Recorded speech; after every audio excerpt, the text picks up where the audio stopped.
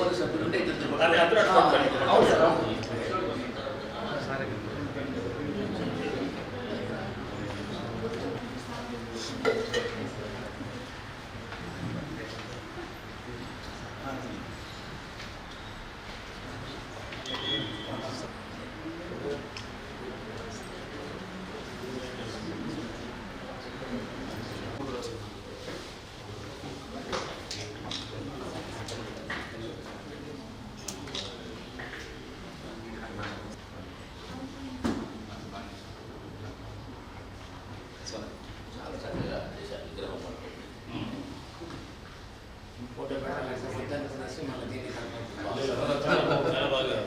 ఇది మళ్ళీ ఇప్పుడు జాగ్రత్తగా పెట్టాలి.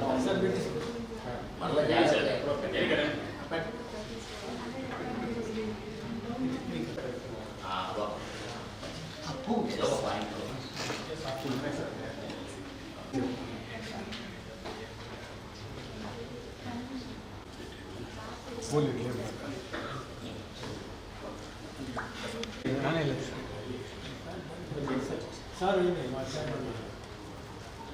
రబ్బాని బస్ ఆ చిక్కలని మనకి జాగ్రత్త నువ్వే తీయాలి. మీ వాళ్ళతో చెప్పి మొత్తం తీర్చు బ్యాగ్ ఇస్తా.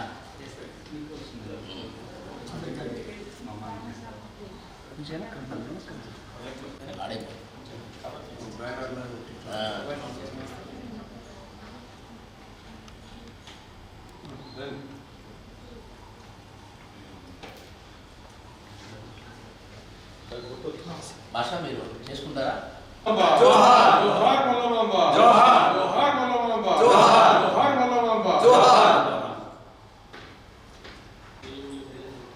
కవయిత్రి మొల్ల జయంతిని జరుపుకుంటున్నాం. కవయిత్రి మొల్ల సుమారుగా 15వ శతాబ్దం 16వ శతాబ్దం కాలానికి చెందిన కవయిత్రి. అంటే శ్రీకృష్ణదేవరాయల కాలం అని చెప్పి మనకి చరిత్రలో చెప్తున్నటువంటి ఆధారాలు. కొంతమంది కాదన్న అభిప్రాయం కూడా చెప్తూ ఉంటారు, ఆ కాలం కాదని. కానీ ఇంచుమించుగా శ్రీకృష్ణదేవరాయల పీరియడ్ కాకపోయినప్పటికీ ప్రబంధ కాలం నాటి కవయిత్రి. అంటే ప్రబంధం అనేది తెలుగు సాహిత్యంలో ఒక అద్భుతమైనటువంటి ప్రక్రియ. ఆ ప్రబంధాల కాల యుగంలో ఆమె కవయిత్రి మొల్ల తేట తెలుగు మాటలతో అలతి తెలుగు పదాలతో చక్కటైనటువంటి సరళమైనటువంటి భాషలో రామాయణం రచించినారు. అందుకే ఆ రామాయణం మొల్ల రామాయణంగా ప్రసిద్ధి కాంచింది. రామాయణంలో ఉన్నటువంటి వాల్మీకి రామాయణంలో ఉన్నటువంటి కాండలు తీసుకొని తన స్వాభావిక శైలిలో చక్కగా దాన్ని తెలుగులో ఆంధ్రీకరించ చేసినటువంటి కవయిత్రి ఆమె. మొల్ల రామాయణంలో మనం విస్తృతంగా చూస్తే ఆమె చేసేటువంటి వర్ణనలు కానీ ఆమె చేసేటువంటి గొప్పదనం కానీ మనకు ఆ కావ్యంలో బాగా కనపడుతుంది. తమిళంలో కన్నడంలోనూ రామాయణాలు పక్కపక్క ఉన్నప్పటికీ ఈ రామాయణం బాగా పాపులర్ పొందింది. ఎందుకంటే దీంట్లో ఉన్నటువంటి తెలుగు సాహిత్య ప్రక్రియల్లో ఈమె కంద పద్యాలతో రాసింది.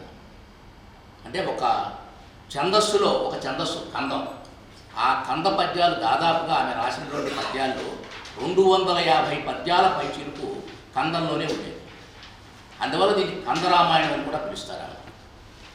ఇంకొకటి చెప్పాలంటే పోతనలాగా తన భాగవతాన్ని నేను ఏ రాజులకి అంకితం ఇవ్వను, శ్రీరామచంద్రుడికి అంకితం ఇస్తాను అని ఎలాగైతే పోతను చెప్పాడో, పోతని ఆదర్శంగా తీసుకొని ఈమె తన రామాయణాన్ని శ్రీరామచంద్రుడికి అంకితం చేసింది. రాజులు మత్తులు వారి సేవ నరకప్రాయం, వారిచ్చు అంభోజాక్షి చతురంతయాన తొలగి భూషాదులు ఆత్మవ్యధా బీజంబులు తదపేక్ష చాలు పరితృప్తిని పొందితే జ్ఞానలక్ష్మి జాగ్రత్త ప్రణవమేము దయతో శ్రీకాళహస్తీశ్వర అని ఒక దూర్జడి మహాకవి చెప్పినట్టు నేనే రాజులకి అంకితం ఇవ్వను. పోతన చెప్పినట్టు తన భాగవతాన్ని ఎట్లయితే శ్రీరామచంద్రుడికి ఇచ్చాడో, అంకితం చేశాడో, తన కావ్యాన్ని కూడా నేనే రాజులకు ఇచ్చి వాళ్ళ దగ్గర అగ్రహారాలు పొంది మరొక ఆభరణాలు పొంది నేను చేయదలుచుకోలేదు. నేను ఎవరైతే నన్ను ప్రేరేపింపు చేశారో ఆ ప్రేరేపింప చేసిన వ్యక్తికే నేను అంకితం ఇస్తానని చెప్పి పలికేది భాగవతమట, పలికించడవాడు రామభద్రుండట, నే పలికిన బబాహరమగునట అని పోతన తన భాగవతం గురించి చెప్పినట్టు ఆమె కూడా మళ్ళా తన రామాయణం గురించి చెప్తూ రామచంద్రుడే నా చేత ఇది పలికించాడు, రామచంద్రుడే నా చేత ఇది రాయించాడు అని సగర్వంగా చెప్పుకున్నటువంటి మహిళ. ఇప్పటికీ మనం చెప్పుకుంటే తొలి తెలుగు కవయిత్రి ఆమె. ఆ క్రెడిట్ ఆమెకే దొరుకుతుంది. అంటే 1500 శతాబ్దం దగ్గర లెక్కేసుకుంటే ఇప్పటికీ 500 ఏళ్ళు పైచిలకైంది. 500 ఏళ్ళైనా మనం మొల గురించి మాట్లాడుకుంటున్నామంటే ఆమెలో ఉన్నటువంటి రాసినటువంటి రామాయణంలో ఉన్నటువంటి విశిష్టత. రామాయణం చాలామంది చెప్పారు, ఎవరు ఎన్ని చెప్పినా ఆ రామాయణం రుచిని తన భాషలో సరళంగా సామాన్య ప్రజలందరికీ కూడా అర్థమయ్యే రీతిలో చెప్పగలిగినటువంటి కవయిత్రి మొల్ల. అందుకనే ఆ రోజున బహుళ ప్రచారంలో పబ్లిక్లో కూడా ఈమె కందరామాయణం బాగా ప్రాచుర్యం పొంది వెళ్ళిపోయింది. మనకి అవగాహన చాలామందికి చదువుకున్న వాళ్ళకి సాహితీకారులకు మాత్రం అవగాహన ఉంటుంది, కానీ సామాన్య జనులకి మొల్ల గురించి తెలియకపోవచ్చు.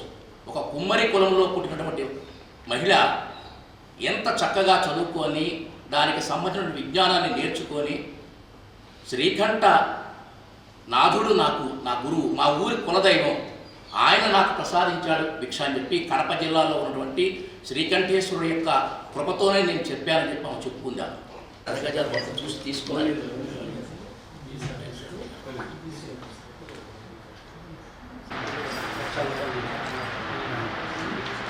జై మలబాంబ, జై మలబాంబ, జై మలబాంబ, జై మలబాంబ, జై మలబాంబ, జై మలబాంబ.